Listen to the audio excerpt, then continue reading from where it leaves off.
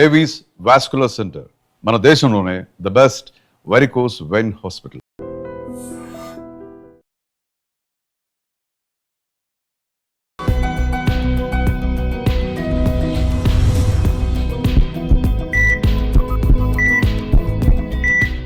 Welcome to Healthy Conversation with iDream. Na peru Lumbini. Today we have surgical gastroenterologist Dr. Sriman Narayan garu from Yashoda Hospitals. Gut gurinchi, gut related health issues gurinchi. Let's talk to him. Hello sir. Hello ma. So first of all gut health కానీ gut issues గురించి మాట్లాడితే ఈ మధ్య ఎక్కువగా tablets బఠానీలాగా తినేస్తున్నారు అన్న దాంట్లో first ఉంటుంది ప్యాంటాప్. సో లిటరలీ ఎవరైనా తీసుకోవచ్చు కాబట్టి మార్నింగ్ పరగడుపునే టాబ్లెట్స్ కూడా తీసుకుంటున్నారు గ్యాస్ట్రిక్ రిలేటెడ్ ఇష్యూస్ గురించి మాట్లాడినప్పుడు. సో ఎందుకు ఈ లెవెల్లో ఇష్యూస్ అనేవి అరైజ్ అవుతున్నాయి, గ్యాస్ సమస్యలు ఎందుకు ఇంత ఎక్కువైపోతున్నాయి అంటే? జనరల్గా మనకు ఓన్లీ ఇండియా వైజ్ అనే కాదు, వరల్డ్ వైజ్లో కూడా మోర్ కామన్ యూస్ చేసే డ్రగ్ గ్యాస్ టాబ్లెట్స్. మీరు ఈవెన్ యూఎస్లో కూడా ఏ టాబ్లెట్స్ దొరికినా దొరకకపోయినా మనకి గ్యాస్ టాబ్లెట్స్ అయితే ఓవర్ కౌంటర్ దొరికేస్తాయి అనమాట. ఇంకోటి అంటే జస్ట్ ఒక ఫైనాన్షియల్ బర్డన్ గురించి కూడా ఆలోచిస్తే ఫార్మసీలో మనకు almost 1/3 pharmacy will go to the SDT tablets. అంటే అంత సివియారిటీ ఉంది అనేది. సివియారిటీ అంటే కంప్లైంట్లో కాదు, అమౌంట్లో అనమాట. అంటే ఆల్మోస్ట్ సపోజ్ మీరు ఒక రోడ్డు మీద వెళ్ళే ఒక 100 పేషెంట్స్ని 100 పీపుల్ని నార్మల్గా కనిపించే వాళ్ళని పట్టుకొని మీకు లాస్ట్ 1 మంత్లో గ్యాస్ ప్రాబ్లం ఏమన్నా వచ్చిందా అంటే 80% పీపుల్ చెప్తారు మాకు గ్యాస్ ప్రాబ్లం వచ్చింది, ఒకసారి వచ్చింది, బట్ టాబ్లెట్స్ యూస్ చేసామా యూస్ చేయలేదా అది మెటీరియల్ కాదు. ఎక్కువ ఉంటే టాబ్లెట్స్ వాడతారు, తక్కువ ఉంటే జస్ట్ కొంచెం మజ్జిగో ఏదో ఇంట్లో దొరికే దాంతో యూస్ చేసుకుంటారు. సో గ్యాస్ అనేది అంత కామన్ ప్రాబ్లం అనమాట. యాక్చువల్లీ నేను చెప్పేది ఏంటంటే గ్యాస్ ప్రాబ్లం అనేది ఒక జబ్బులా కాదు, అంటే ఒక డిసీజ్ కాదు. మన యొక్క లైఫ్ స్టైల్కి, మన యొక్క డైటరీ హ్యాబిట్స్కి, మనకున్న టెన్షన్ పార్టీస్కి అదొక సైడ్ ఎఫెక్ట్. ఓకే. సో డిసీజ్లా కాదు. ఎందుకు అంటే డిసీజ్ అయితే మనం మందులు వాడితే తగ్గుతుంది. గ్యాస్ ప్రాబ్లం ఏంటంటే మందులు వాడితే ఆ రోజుకు తగ్గుతుంది, మళ్ళీ మీ పాత ప్రాబ్లమ్స్ ఏదైతే కంటిన్యూ చేస్తున్నారో వచ్చేస్తుంది. సో డిసీజ్ కాదు, సైడ్ ఎఫెక్ట్ అనమాట. మనం రెగ్యులర్గా చూసుకున్న ఫిజికల్ యాక్టివిటీ అవన్నీ ఇంప్రూవ్ చేసుకున్నప్పుడు ఆటోమేటిక్గా సెట్ అవుతాయి. Okay. But what is the issue? ఎందుకంటే ఇలా లాంగ్ టర్మ్లో వాడితే ఇష్యూస్ వస్తాయి కదా డెఫినెట్లీ. ఇప్పుడు ఇది సైడ్ ఎఫెక్ట్ అవ్వచ్చు, దాని తర్వాత ఇదే మేజర్ ఎఫెక్ట్ అవ్వచ్చు కదా టాబ్లెట్స్ వాడడం వల్ల. జనరల్గా మనము ఏ టాబ్లెట్ అండి సపోజ్ మీరు వేసుకునే పారాసిటమాల్ టాబ్లెట్ అదైనా సరే మనం ఎక్కువ రోజులు వాడితే లివర్ డ్యామేజ్ అవుతుంది. ప్రతి టాబ్లెట్, ఎందుకంటే ఇట్స్ కెమికల్ కాంపౌండ్, అదేమి న్యాచురల్ ప్రోడక్ట్ ఏమి కాదు. ఈవెన్ మీరు న్యాచురల్ ప్రోడక్ట్ కూడా అవసరానికి మించి తీసుకుంటే సైడ్ ఎఫెక్ట్స్ వస్తాయి. ఈవెన్ మీరు ఏదైనా తీసుకోండి, సపోజ్ పాల దగ్గర మొదలుపెట్టి ఏం తీసుకున్నా, న్యాచురల్ ప్రోడక్ట్ ఏది తీసుకున్నా సైడ్ ఎఫెక్ట్స్ అయితే ఎట్లాగైతే వస్తాయో, కెమికల్ ప్రోడక్ట్స్ ఏది మీ అవసరానికన్నా ఎక్కువ తీసుకుంటే డ్యామేజెస్ జరుగుతాయి. సో ఇక కామన్గా జరిగేది పారాసిటమాల్, లివర్ డ్యామేజ్ జరుగుతుంది. పెయిన్ కిల్లర్స్, కిడ్నీ డ్యామేజ్ అవుతాయి. అట్లా కాకుండా మన ఈపీపీఎస్ అనమాట, అంటే లైక్ గ్యాస్ టాబ్లెట్స్, జనరల్గా వాడే గ్యాస్ టాబ్లెట్స్. ఇవేం చేస్తుంది అంటే జనరల్గా ఇటు ఫంక్షన్ ఏంటంటే మనం ఫాస్టింగ్లో ఉన్నప్పుడు యాసిడ్ ప్రొడక్షన్, మన స్టమక్లో యాసిడ్ ప్రొడక్షన్ జరుగుతుంది యాక్చువల్గా. సో యాసిడ్ ప్రొడక్షన్ జరగకుండా ఈ టాబ్లెట్ ఆపుతుంది. దానివల్ల మీకు గ్యాస్ ప్రాబ్లం తగ్గుతుంది యాక్చువల్గా. సో ఈ మెకానిజంలో ఏంటి, టాబ్లెట్ వాడితే యాసిడ్ ప్రొడక్షన్ తగ్గుతుంది. సో మీకు అవసరానికి మించి వాడారనుకోండి, మీ యాసిడ్ ప్రొడక్షన్ తగ్గుతుంది. యాసిడ్ ఎందుకు కావాలి అసలు? స్టమక్లో యాసిడ్ ఉండాలా? యాసిడ్ ఉంటేనే మనకి డైజెషన్ అవుతుంది. ఓకే. మీరు రోజు కంటిన్యూస్గా వాడుతూ కూర్చున్నారు అనుకుందాం, యాసిడ్ ప్రొడక్షన్ జరగదు, డైజెషన్ ఆగిపోతుంది. మీరు డైజెషన్ ఆగిపోతే మీరేమనుకుంటారు, లోపల గ్యాస్ ఉందేమో అనుకుని గ్యాస్ టాబ్లెట్ వాడతారు, యాసిడ్ ప్రొడక్షన్ జరగదు, టాబ్లెట్ ఆగిపోతుంది. ఇంకోటి ఏంటంటే కామన్గా ఫార్మసీ వాళ్ళు కూడా ప్రిస్క్రిప్షన్ లేకుండా ఇచ్చే ఏకైక టాబ్లెట్ గ్యాస్ టాబ్లెట్. ఇక్కడే కాదు, ప్రపంచంలో ఎక్కడైనా సరే గ్యాస్ టాబ్లెట్ చాలా ఈజీగా, గ్యాస్ టాబ్లెట్ ఒకటి, మోషన్ టాబ్లెట్స్ ఒకటి, జనరల్గా కౌంటర్ మెడికేషన్ దొరికింది. సో అబ్యూజ్ అయిపోతుంది అనమాట. సపోజ్ ఇప్పుడు నేను గ్యాస్ టాబ్లెట్ ఎక్కువ రోజులు వాడాను అనుకుందాం, జనరల్గా చెప్తాను, రూల్ ప్రకారం అయితే 3 years పాటు ఎవ్రీడే మార్నింగ్ ఈవినింగ్ వాడితే సైడ్ ఎఫెక్ట్స్ స్టార్ట్ అవుతాయి, యాక్చువల్ సైడ్ ఎఫెక్ట్స్. ఓకే.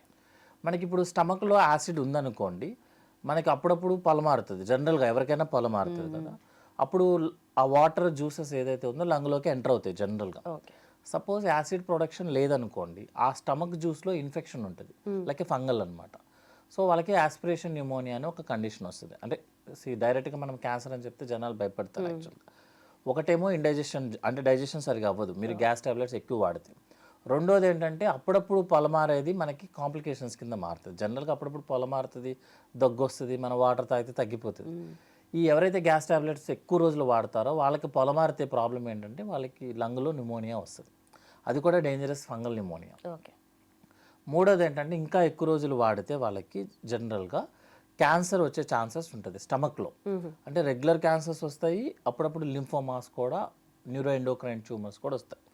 ఎందుకంటే మీరు గ్యాస్ ప్రొడక్షన్ ఆపుతున్నారు, బాడీ ఏం చేస్తుంది, గ్యాస్ ప్రొడక్షన్ ఇంక్రీజ్ చేయడానికి ట్రై చేస్తుంది. అదేంటి ఒక సెల్ మీద యాక్టివేట్ అవుతుంది అన్నమాట, దాన్ని గ్యాస్ట్రిన్ అంటారు యాక్చువల్లీ. సో మనమేమో తగ్గిద్దామని ట్రై చేస్తాము, బాడీ అలా కంట్రోల్లో ఉండదు కాబట్టి అది పెంచుదామని ట్రై చేస్తుంది. సో ఈ ఫైటింగ్లో క్యాన్సర్స్ డెవలప్ అవుతాయి. సో రేరెస్ట్ పాసిబిలిటీ క్యాన్సర్స్ అనమాట. కానీ చాలాసార్లు ఏంటంటే మనం ఏదైతే ఎస్డిటి టాబ్లెట్స్ తీసుకుంటున్నామో వాటి వల్ల మనకి మెగ్నీషియం లెవెల్స్ డౌన్ అవుతాయి. యాక్చువల్గా మెగ్నీషియం లెవెల్ డౌన్ అయితే హార్ట్ ఇష్యూస్ వచ్చే ఛాన్సెస్, హార్ట్ అటాక్స్, స్ట్రోక్స్ వచ్చే ఛాన్సెస్ ఉంటాయి. సెకండ్ థింగ్ ఏంటంటే ఈ పీపీఎస్ ఏదైతే ఉన్నాయో వాటి వల్ల నైట్రిక్ ఆక్సైడ్ అనే ఒక కాంపౌండ్ మన బాడీలో తగ్గుతుంది. అది ఆ ఫంక్షన్ ఏంటంటే మనకి హార్ట్ ప్రాబ్లమ్స్ రాకుండా, హార్ట్ అటాక్స్ రాకుండా చూస్తుంది.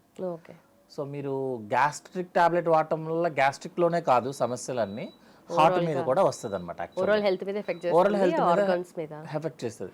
మీరు ఈ మధ్యలో ఏ హార్ట్ టాబ్లెట్లు, thyroid tablets, BP tablets use చేసుకుంటున్నారు అనుకోండి, ఆ టాబ్లెట్లు అబ్జార్ప్షన్ అవ్వకుండా ఈ టాబ్లెట్స్ ఆపుతాయి అన్నమాట.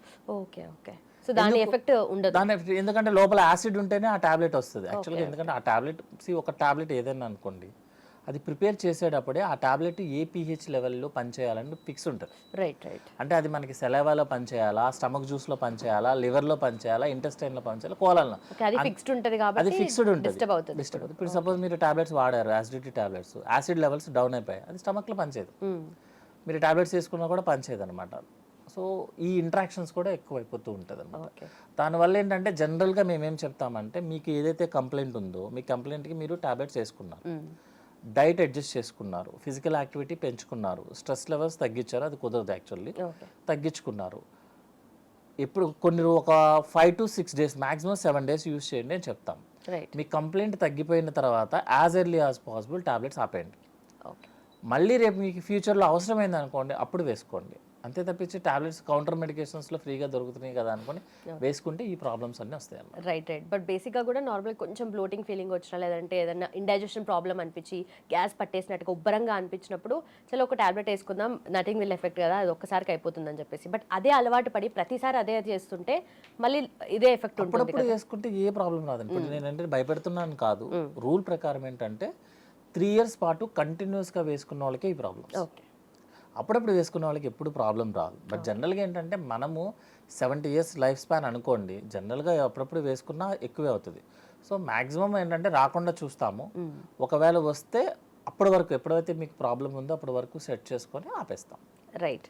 మళ్ళీ అవసరమైనప్పుడు మళ్ళీ వాడుకోవచ్చు. ఓకే. సో దీంట్లో కూడా డూస్ అండ్ డోన్స్ ఉంటాయి కదా, ఎంత చిన్న ప్రాబ్లం అరైజ్ అయినప్పుడు వేసుకోవచ్చు, అంటే అది కొంచెం పెద్దగా అయితే వేసుకోవచ్చు, అంటే ఎప్పుడు వేసుకోవచ్చు, అండ్ ఏ సిమ్టమ్స్ ఉన్నప్పుడు వేసుకోవచ్చు, లేదంటే అసలు ఎప్పుడు వేసుకోవద్దు? జనరల్గా ఏంటంటే సపోజ్ నాకు ఇండైజెషన్ ప్రాబ్లం ఉంది, కొంచెం బ్లోటింగ్లో ఉందనుకోండి, మన ఇంట్లో దొరికేటువంటి ఏదైతే పాలు కానీ, పెరుగు, మజ్జిగ, అయితే కొబ్బరి నీళ్ళు, జ్యూసెస్, అవి తీసుకొని కొంతమంది ఐస్ క్రీమ్ తీసుకున్నా కూడా సెట్ అవుతుంది అంటారు. యాక్చువల్గా పెరుగుతుంది బట్ టెంపరీగా.